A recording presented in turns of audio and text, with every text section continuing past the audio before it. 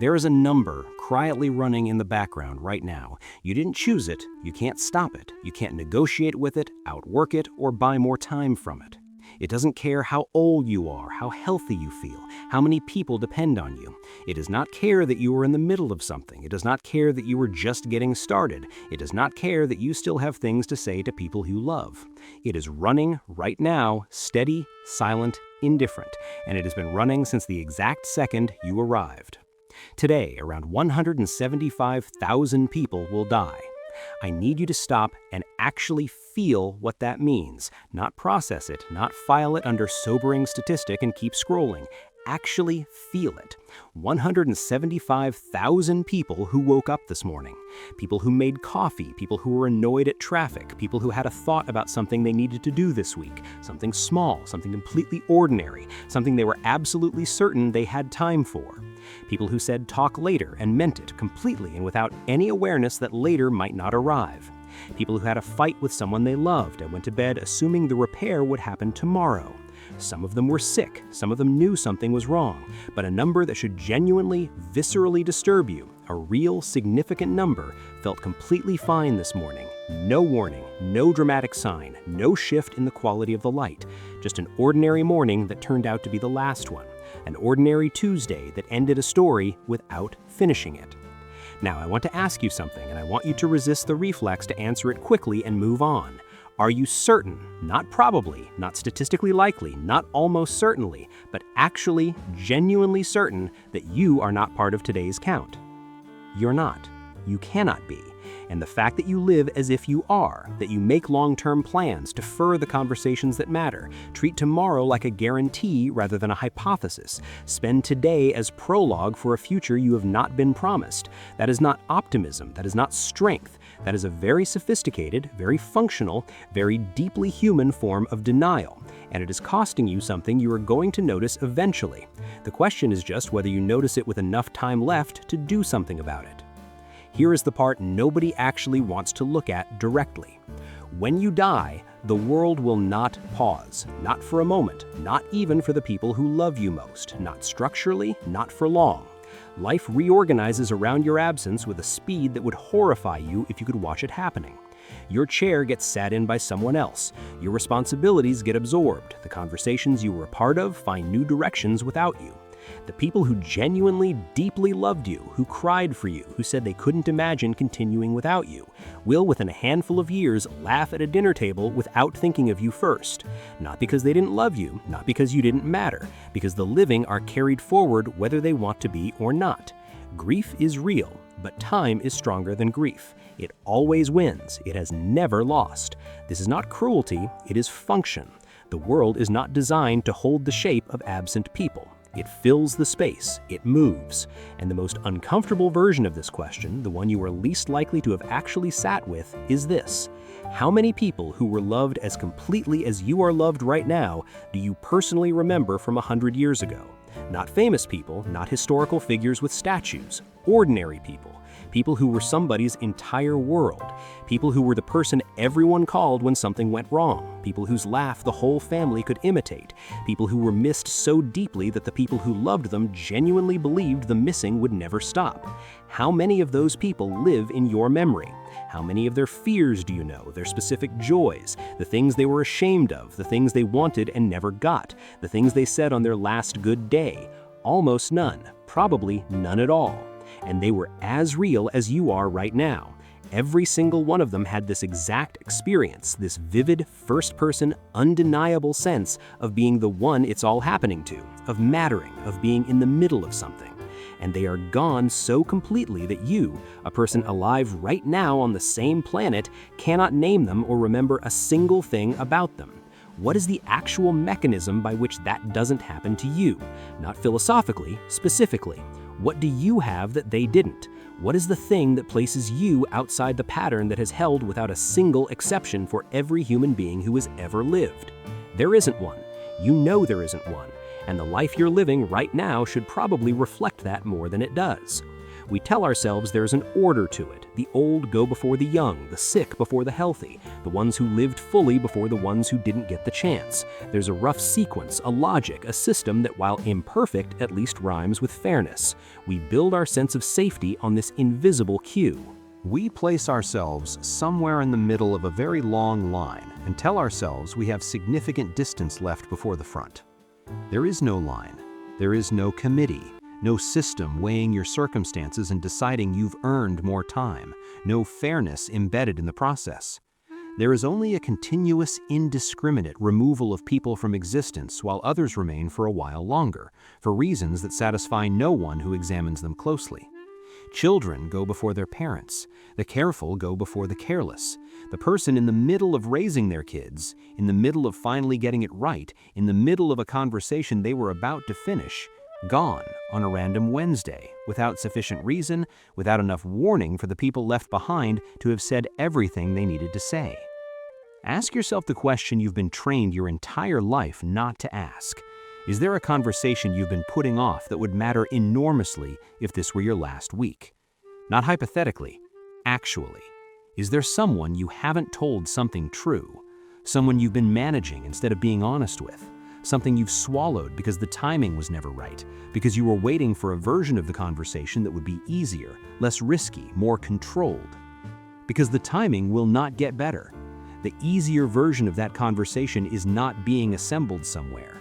It doesn't exist. What exists is the real conversation, available now, or the permanent silence of never having had it. Those are the two options. There is no third option called later when it's easier. Let me be precise about the error you're making every single day, because it's not an emotional error, it's a logical one. The average probability of dying on any given day is roughly 1 in 47,000.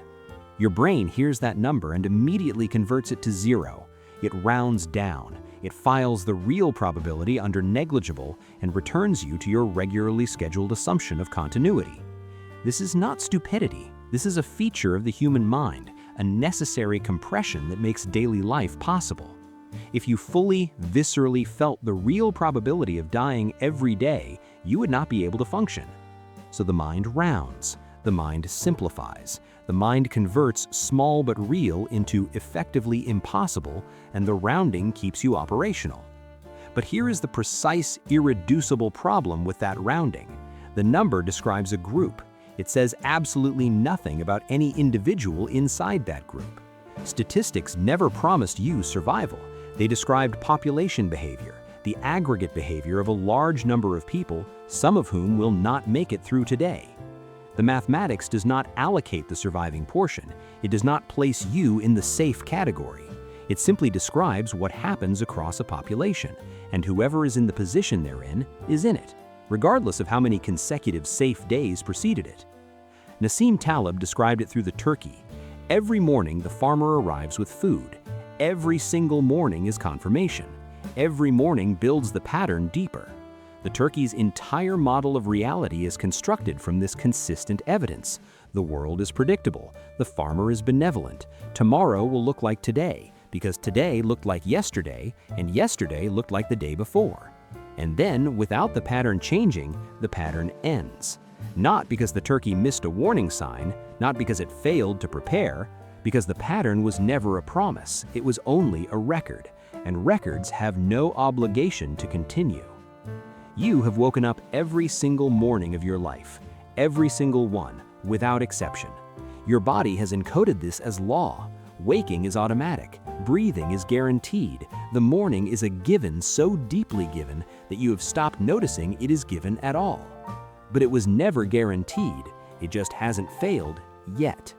And yet is a word that is quietly, invisibly doing enormous structural work, borrowing certainty from what has happened and lending it to a future that has made no such promise and owes you nothing. When did you last feel, not think, actually feel in your body that today might genuinely be the last one? Not as a panic attack, not as a spiral, as a real, grounded, honest reckoning with the fact that you are a biological system with a finite operational window and no advance notification of when that window closes. When did you last make a decision from that place? A real decision about something that actually mattered, with that reality fully in the room. You are not moving through time, time is consuming you. Every day that passes is not added to your life, it is removed from it. The total was set at the beginning, a number you were never told and cannot calculate, cannot estimate, cannot even approximate accurately. And every morning that count goes down by 1. You experience it as accumulation because you're facing the wrong direction. You count the years as if you're building a tower, but turn around, look at what's behind you. What you're actually seeing is not how much you've built, it is how much has already been spent. Seneca wrote, "It is not that we have little time, but that we waste much of it." But I think even that framing is too kind, because waste implies you knew what you were doing. What actually happens is more insidious. Most people don't waste their time through conscious laziness or deliberate bad choices. They lose it through the structural, near-universal inability to actually feel it passing. Nobody wakes up and experiences the real weight of 1,000 days behind them. The mind compresses time, it smooths it. It turns "you are measurably, significantly closer to the end than you were 5 years ago" into just another morning. And so the deferral continues, the important conversation, the creative work you keep meaning to start, the version of yourself you keep promising to become when things settle down, the relationship you keep meaning to invest in more fully, the thing you actually know, not suspect, but know that you're supposed to be doing, that you're built for, that would make the hours feel like yours instead of borrowed. All of it waiting in the future, all of it living in a time that does not yet exist and may never exist. What is the one thing, be honest, the very first thing that comes to mind that you've been planning to do when the time is right, that you would regret not having done if you found out today was the last day you had full capacity to do it? That thing, whatever just surfaced, why is it still waiting? Now, I want to go somewhere most conversations about mortality avoid, not forward toward the dying, backward toward the beginning, because the beginning is just as disorienting as the end, and most people never spend a real moment inside it. You should not exist, not as a motivational statement, as a mathematical fact. Your existence is not unlikely in the way that a long-shot bet is unlikely, improbable but within the normal range of outcomes. It is closer to impossible than to rare. And the only reason you don't feel that in your bones is because the improbability happened before you were there to observe it. For you to exist, 2 specific people had to meet, not just be alive in the same era, meet at a specific moment under circumstances that produced a specific outcome from among hundreds of thousands of biological possibilities. Every other combination produced someone who is not you or no one at all. That is 1 generation. Go back 10, go back 100.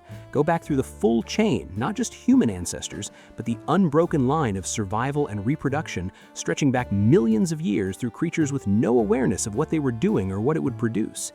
Every single link in that chain had to hold. 1 early death, 1 missed encounter, 1 slightly different decision on 1 completely unmemorable day. The chain breaks, and you are not a different version of yourself. You are simply nothing. Not a loss anyone would feel, not an absence anyone would mourn, just the permanent non-existence of something that was never even a question. And yet, the chain held, blindly, without intention, without anyone at any point in that chain having the slightest idea that they were participating in the construction of you. Richard Dawkins called us survivors of a long chain of winners, but that still makes it sound too organized. These weren't victories, they were events. Undirected, purposeless, improbable events that kept coinciding in the specific pattern that would eventually produce someone capable of reading a sentence about their own improbability and feeling something about it. And here is the question that should genuinely unsettle you. Does the life you're living feel like it reflects even a fraction of what it cost for you to be here? Not what you've accomplished, not whether you're impressive by the metrics the world trained you to chase. Does the way you actually spend your actual hours reflect any honest contact with the fact that you are an astronomical accident, briefly conscious, in a closing window on a planet that didn't need to produce you, in a universe that had no obligation to permit any of this? Go further back. Before the biology, before Earth, before anything. For any of this to exist, for matter to form stars, for stars to forge the elements, for elements to build chemistry complex enough for life to eventually produce something capable of awareness, the universe had to be configured in a way it had absolutely no requirement to be configured. The physical constants that govern reality are calibrated within a window so absurdly, almost insultingly narrow that any meaningful deviation produces a universe where nothing complex can exist. Gravity slightly weaker, matter doesn't cluster, stars never form, no furnaces, no heavy elements, no chemistry, nothing. Gravity slightly stronger, everything collapses too fast, no stable systems, no time for complexity to emerge. The electromagnetic force, the cosmological constant, the mass ratio of protons to electrons, each one sitting in a window whose edges lead to sterility. Stephen Hawking said it without decoration. If the laws of physics were even slightly different, there would be no one here to observe them. And yet, they are what they are, exactly what they need to be, as if tuned, except there is no evidence of a tuner, no sign of intention, no indication that any of this was pointed toward you or toward consciousness or toward anything at all. It simply is what it is, and what it is happens to permit the impossible chain of events that produced this moment, including you sitting inside it. There is no satisfying answer to why. The mind wants one. The mind looks at the precision of the calibration and wants to read intention into it. But intention requires a mind that intends, and there is no evidence of that mind anywhere in the structure of what we can actually examine. What there is a set of conditions that happen to work, that happen to permit complexity, that happen to permit life, that happen to permit awareness, without any of it being necessary, without any of it being owed. You are here, temporarily, in a universe that had no obligation to produce you, with a clock you cannot read, in a body you will lose, with a window that is closing whether or not you are using it. So what, with full knowledge of all of that, are you actually doing with today? Camus said the only truly serious philosophical problem is suicide. He wasn't encouraging it. He was being structurally honest about what life without predefined meaning actually requires of a person. If there is no cosmic script, no guaranteed purpose built into the fabric of existence, no final accounting where it all makes sense, then continuing is not automatic. It cannot be automatic. It is a choice, and choices require reasons, real reasons, not habits, not inertia, not the pressure of people around you who need you to keep showing up, actual reasons that hold up when examined in the 3 a.m. dark, when all the comfortable noise has gone quiet and there is nothing left to distract you from the direct question, why are you living the life you're specifically living? Not why are you alive, why this life, this exact configuration of hours, relationships, priorities, avoidances, this version of yourself you perform for the world, this set of things you chase and things you suppress and things you keep meaning to get to. If you removed everything you do out of fear of judgment, fear of failure, fear of being seen wanting something and not getting it, and everything you do because you were told to want it before you were old enough to decide for yourself, and everything you do to manage other people's comfort, what's left? Is there anything left that you chose deliberately, with full awareness of the cost, in honest contact with who you actually are beneath the performance? Most people, if they answer that question without lying to themselves, find less than they expected. Not because they're failures, because the life most people are living was assembled from accumulated obligations, inherited expectations, and decisions made before they understood what they were deciding. And they keep meaning to revisit it. They keep meaning to have the real conversation with themselves. They keep placing that reckoning in the future where it is safe, where it is not yet urgent, where it can be deferred one more time because there are more immediate things to handle first. But what if there isn't a future version of you with more time and more clarity and more courage than you have right now?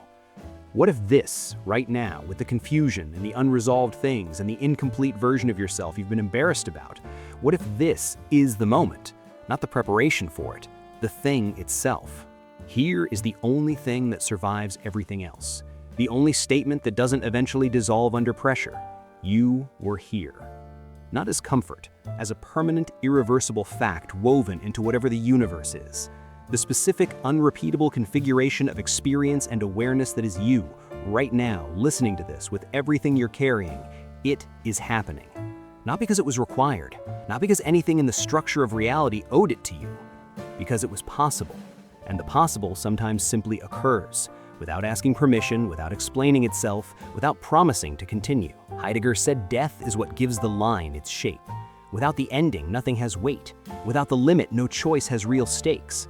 Without finitude, the word precious empties out completely. What you love, actually love, in the part of you that doesn't negotiate with comfort and doesn't perform for anyone, you love it because it ends. The moment carries weight because moments are being used up. The person matters because you will lose them or they will lose you, and that is not a hypothetical. It is structural. It is built into the meaning of caring about anything. This doesn't resolve the mystery. It doesn't answer the questions. It doesn't fill the silence on the other side of the end. But it means this: the opening exists right now. This specific, improbable, quietly burning opening where you are alive and conscious and capable of deciding how to use what is left, it exists right now. Not after the next milestone, not when the anxiety settles, not when you finally feel ready. Now.